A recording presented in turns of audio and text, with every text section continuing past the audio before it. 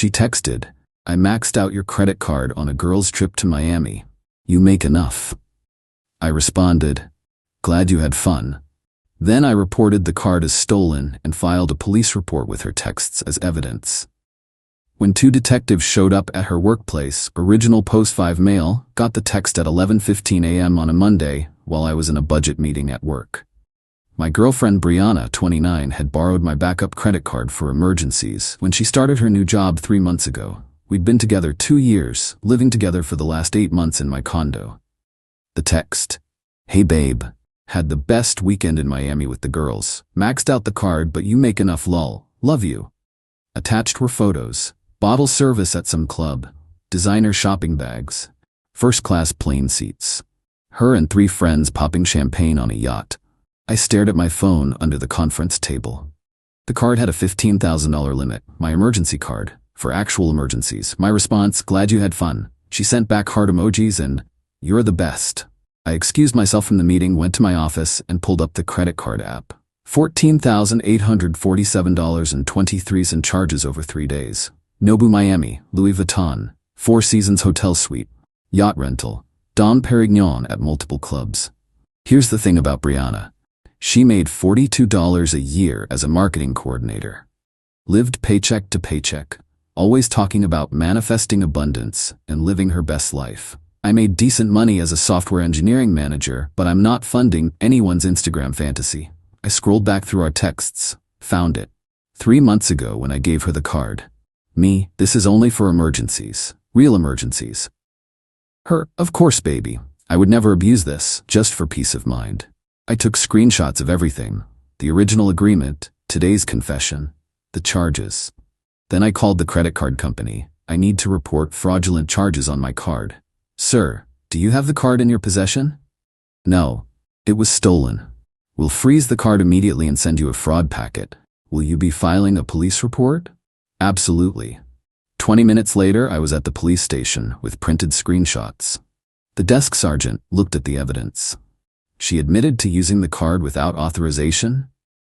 She had authorization for emergencies only. This was clearly not an emergency, and she knew the limit and deliberately maxed it out. According to her own message, yes. He shook his head. "We see this more than you'd think. The detective will want to speak with her." I filled out the report. Fraud over $10,000 is a felony in my state. Went back to work. Turned off my phone. Had 3 more meetings. Acted completely normal. Got home around 6 p.m. Brianna was on the couch, wearing new designer sunglasses, scrolling through her phone. "Hey babe, you're late. I ordered Thai food with my card since yours isn't working for some reason."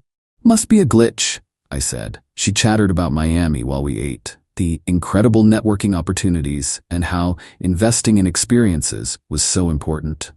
I nodded along. That night, she tried to get intimate. I claimed I was tired from work, slept on my side of the bed, mentally calculating how to protect my assets. Tuesday morning, left for work early. She was still asleep, probably exhausted from her investment in experiences. Update 1, 3 days later. The detectives moved faster than I expected. Thursday, 2 p.m., my phone exploded. 63 missed calls from Brianna. Texts ranging from, "What the hell? The police are here at my work. Are you serious right now? This has to be a mistake. Call me back now. I'm being arrested. This is insane over a little shopping." Then nothing for 2 hours. Then a call from an unknown number. "Is this Mr. Me?" "Yes. This is Monica, Brianna's friend. She's been arrested for credit card fraud. She said you need to drop the charges immediately." I didn't press charges. I reported fraud. The state pressed charges. Over a credit card you gave her? Are you insane? I gave her a card for emergencies. She spent $15,000 on bottle service and designer bags. She's your girlfriend. Was. Past tense. You're seriously gonna ruin her life over money? You make 6 figures. And she makes $42,000 but spent $15,000 in a weekend. That's called theft. Monica went on a rant about how I was controlling, abusive, petty, and would die alone. I hung up. The calls started flooding in. Her mom, Deborah, her sister Alexis, friends I'd never even met, all with the same script. How could I do this? It's just money. I'm ruining her life. I need to fix this. My response to everyone: she stole $15,000 and admitted it in writing. This is a legal matter now. Got home to find Brianna's stuff still there but her car gone. She'd been released on her own recognizance but hadn't come home. That evening, Alexis showed up at my door with 2 guy friends, big dudes, trying to look intimidating. "We need to talk," she said. "No, we don't. You're trespassing. Leave now or I call the police." One of the guys stepped forward. "Just hear her out, man." I held up my phone, already recording. "I have cameras all over this building. You're on them right now. Leave, now." They exchanged looks and left, but not before Alexis said, "You have no idea who you're messing with." I deadbolted the door and called my lawyer buddy Tom. "I need a restraining order and an eviction notice drafted." "What's the lease situation?" "She's not on it. Month-to-month tenant at best. I'll have both ready tomorrow." That night I installed an extra door camera and changed my door code, moved her stuff into boxes in the living room, found a notebook while packing. She'd written manifestation goals on the cover. Inside, vacation to Miami, check. Get Brandon to pay off my student loans. My name is Brandon. Move into a luxury apartment. Convince B to propose by end of year. I photographed every page. Update 2, 1 week later. Brianna tried the emotional manipulation route hard. She showed up Sunday morning looking deliberately disheveled. No makeup, messy hair, sweatpants, crying before I even opened the door. "Please, Brandon, please, I'm sorry, I got carried away. I'll pay it all back." "How? You make $42 a year and have $30 in student loans. I'll get a second job. I'll sell my stuff. Please don't let them prosecute me. I could go to prison over a mistake." Stealing $15,000 isn't a mistake, it's a crime. "I didn't steal it. You gave me the card. For emergencies. You knew that. You admitted knowing that in your text." She switched tactics. "I've been so depressed. The pressure from social media. Everyone's living these amazing lives and I just wanted to feel special for once. I think I need therapy, not jail." "You can get therapy. Jail has counselors. How can you be so cold? We lived together. We talked about marriage."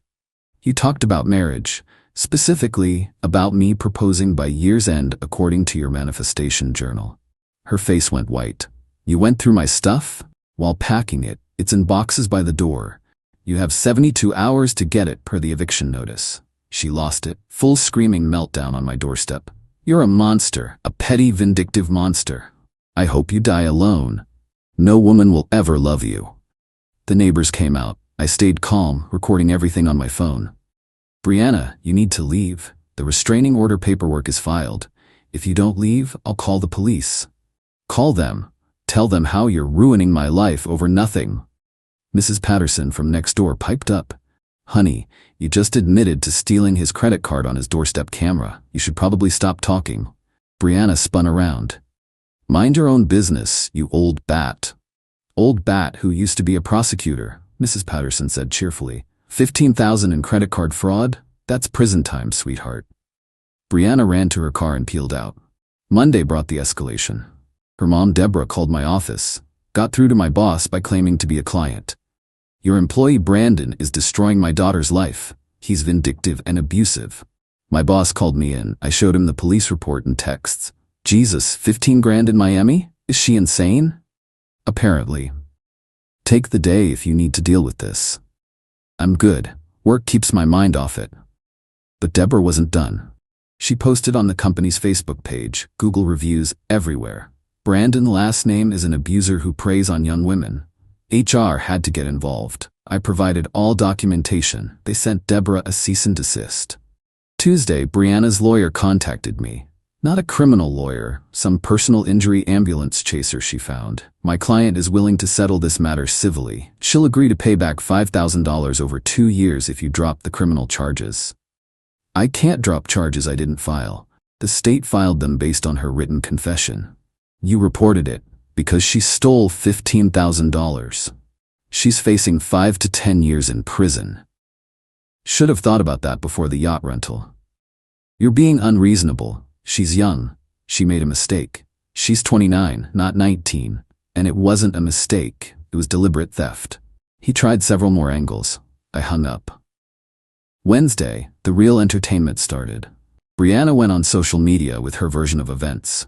"My controlling ex-boyfriend is trying to destroy my life. I used a credit card he gave me and now he's having me arrested. This is what happens when you date insecure men who can't handle successful women living their dreams. Abuser, narcissistic abuse, toxic masculinity. The comments were mixed. Her friends rallied around her, but then someone asked, "How much did you charge?" She didn't answer.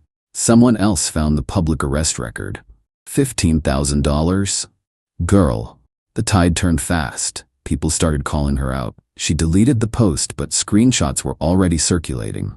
Update 3, 2 weeks later.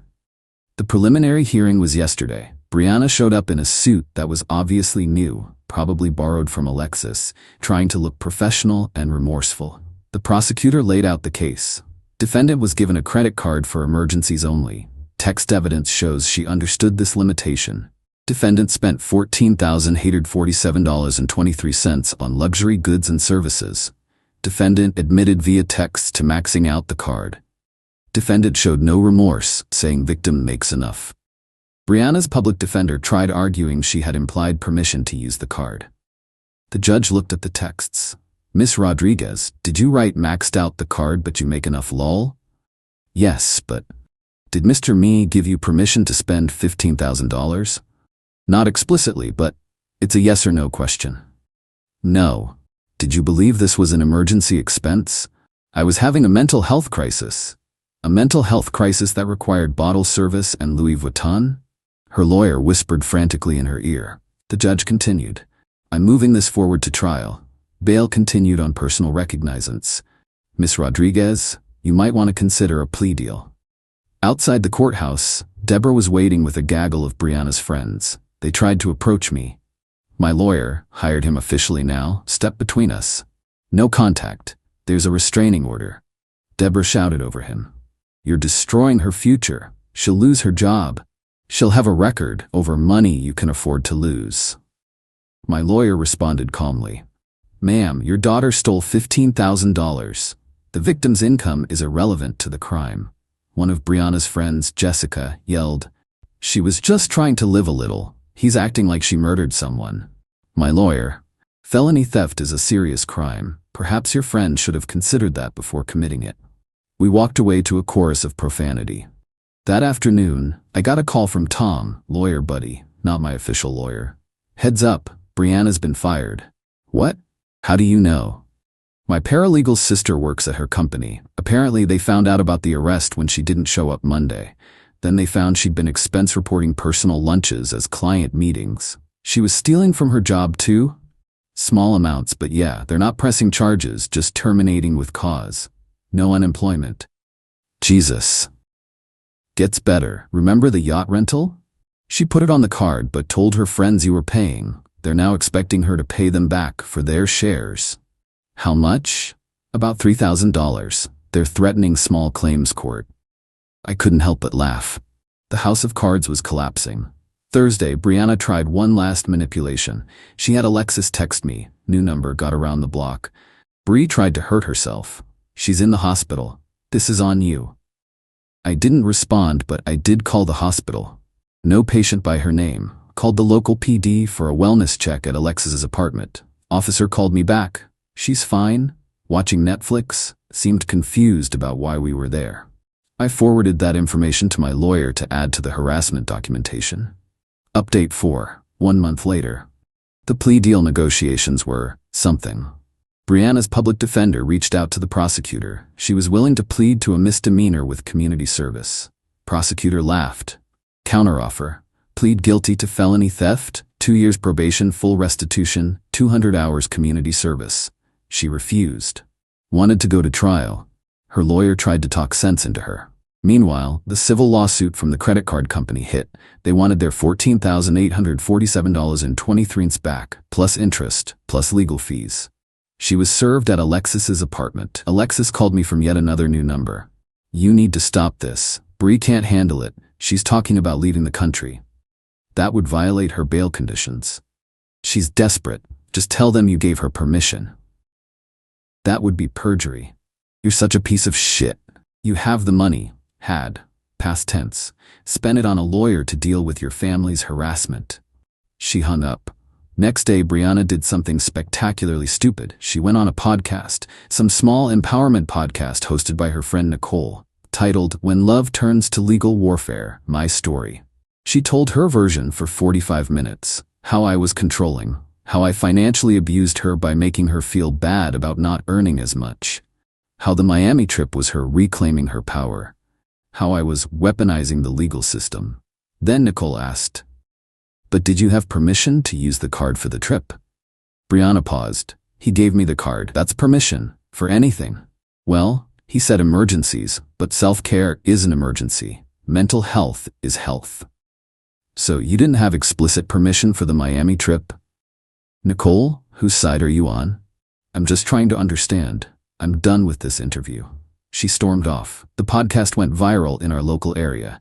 The prosecutor added it to evidence. Her public defender dropped her, said she was actively harming her own defense. She had to get another one. The Instagram influencer lifestyle she was trying to portray crumbled fast. The friends from Miami distanced themselves. The yacht rental company was pursuing her for additional damages. Apparently, there was champagne damage to the deck. Even her manifestation coach, yes, she paid someone for that, dropped her as a client. But the best part? Remember those designer items she bought? She tried to return them. Stores wouldn't take them back because she'd worn them and posted photos. She tried selling them online. Listed a $3,000 Louis Vuitton bag for $2,800. Someone commented, "Isn't this the bag you stole with your ex's credit card?" The listing got reported and removed. Update 5. 6 weeks later, trial got scheduled for next month, but Brianna finally cracked. Her new lawyer, a tired-looking public defender named Mr. Fredericks, called mine. She wants to take the plea, any plea. She can't do this anymore. The final deal, guilty plea to felony theft, 3 years probation, $14,847.23 restitution to the credit card company, 300 hours community service, felony reduced to misdemeanor after successful completion of probation. She had to allocute, admit in detail what she did in court. Standing there in front of the judge, her family, and a half-full courtroom, she had to say, "I used a credit card that wasn't mine to make unauthorized purchases totaling $14,847.23. I knew I didn't have permission for these purchases. I did it anyway." The judge asked, "Do you understand you're pleading guilty to a felony?" "Yes." "Do you understand this will be on your record?" "Yes." "Do you understand you'll have to pay full restitution?" Her voice cracked. "Yes." The gavel came down. Convicted felon. Outside the courthouse, Deborah tried one more time. "I hope you're happy. You destroyed her life." "No, ma'am. She destroyed her own life. I just refused to let her destroy mine too." Brianna wouldn't even look at me. She was already on her phone, probably trying to figure out how to spin this for social media. The aftermath was swift. She couldn't get a job anywhere that ran background checks. Had to move back in with Deborah, set up a payment plan for restitution. Anthony, $200 a month for roughly 6 years. Started her community service at a local food bank. The friends from Miami sued her in small claims court and won. Another $3K she owed. The yacht rental company got a judgment against her for $5 in damages. Her Instagram went from 10K followers to 2K. Then she made it private, then deleted it entirely. Final update, 3 months later. I thought I was done updating, but the final chapter is too perfect not to share. Last week, I got a notification that someone tried to use my information to open a new credit card. Yeah, she tried it again. This time she apparently had gotten hold of an old pay stub from when we lived together and tried to use my SSN and income info to apply for a card in my name. The application was flagged because I'd frozen my credit after the initial incident. The credit card company called me to verify. I went straight to the police. Again, this violated her probation. Big time. Yesterday was her probation violation hearing.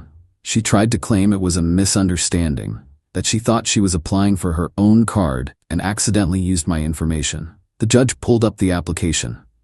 She'd put her name as an authorized user on an account in my name.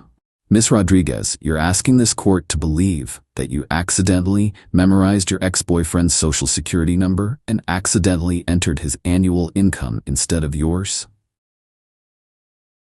I was confused. Confused? You listed his employer, his exact salary, his birth date.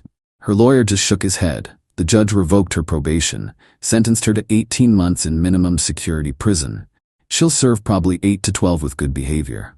Deborah screamed. Alexis cried. Brianna fainted. Actually fainted. As court officers helped her up to take her into custody, she looked at me with pure hatred. You destroyed my life over money. The judge interjected. No, Miss Rodriguez, you destroyed your life over money. Money that wasn't yours. She was led away in handcuffs. Deborah followed me to the parking lot, keeping her legal distance but screaming. She made one mistake. 2 mistakes, I corrected. She tried to steal from me twice. 15,000 is nothing to you. It's not about the amount, it's about the principle. You have no principles, you're vindictive. I'm vindictive. Your daughter stole from me, got caught, faced consequences, and then tried to steal from me again. But I'm the bad guy? She had no response to that. Just stood there, crying and shaking. I got in my car and drove away. Felt nothing but relief. Tom called me later that evening. You know Alexis posted about you again? Don't care. She's calling you a class traitor for sending Brianna to prison. Class traitor? Her family has more money than mine. They just refuse to pay for Brianna's BS. Yeah, apparently Deborah has a healthy retirement fund, but wouldn't cover the restitution because Brianna needs to learn. Learn in prison, I guess. The truth is, I could have absorbed the 15K loss. It would have hurt, but I could have managed. But that was never the point. The point was that she felt entitled to steal from me because I made enough. She believed my success meant she could treat me like an ATM. And when caught, instead of showing remorse, she tried to manipulate, threaten, and harass me into compliance. Then she tried to steal from me again. My new girlfriend, yes, already, met her at a cybersecurity conference, asked if I felt guilty about Brianna going to prison. No, I feel guilty. It took me 2 years to see who she really was. Would you do anything differently? Yeah. I'd have never given her the credit card in the first place. We're taking a trip to Costa Rica next month. Separate credit cards, separate rooms until we get more serious. Clear boundaries from day one. Brianna's friends still occasionally try to contact me through fake profiles. The messages range from calling me heartless to begging me to help with her commissary fund. I block them all. The credit card company sent me a letter. They're pursuing the criminal restitution through the court. I'll probably never see that money again, but that's fine. The 15K was worth the education. Expensive lesson, but learned. When someone shows you who they are, believe them. Entitlement doesn't go away, it escalates. You make enough is code for, I deserve your money. Never, ever give someone access to your finances unless you're married, and even then, be careful. Document everything. To those saying I went too far, she stole $15,000, admitted it, showed no remorse, and then tried to steal more while on probation. I didn't go far. The law did exactly what it's supposed to do. Brianna, if you're reading this from your minimum security cell, that manifestation journal you kept, you manifested this. Congratulations.